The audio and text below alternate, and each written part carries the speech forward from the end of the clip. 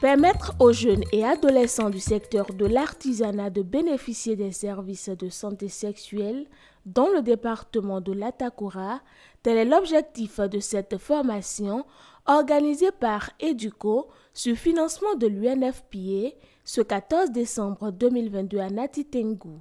Le choix de la cible de cette formation ne s'est d'ailleurs pas fait au hasard. Nous avons pris comme cible les artisans parce que les artisans sont des maîtres de leurs ateliers et centres de formation. Et dans leurs centres de formation ou dans les différents ateliers, il y a des adolescents et des jeunes qui sont les cibles du projet.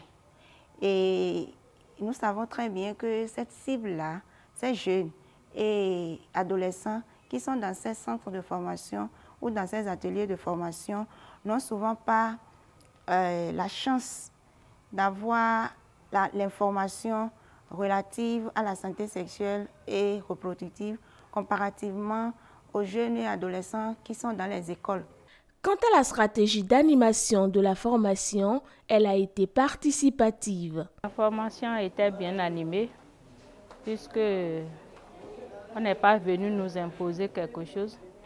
Nous avons amené nos apports et les formateurs ont augmenté ce qu'ils avaient à augmenter. Et nous avons fait travail de 2 équipes, chaque équipe planchait. Ces patrons et responsables d'ateliers de formation prennent l'engagement de partager les connaissances acquises en vue de l'atteinte des objectifs de cette formation.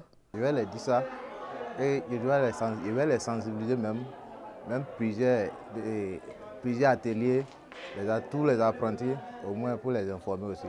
Quand on constate que les violences basées sur le genre sont exécutées dans notre milieu ou dans notre localité, on a le devoir de dénoncer tout ceci et d'avoir aussi un suivi concret. La balle est désormais dans le camp des personnes formées pour la mise en œuvre des stratégies définies.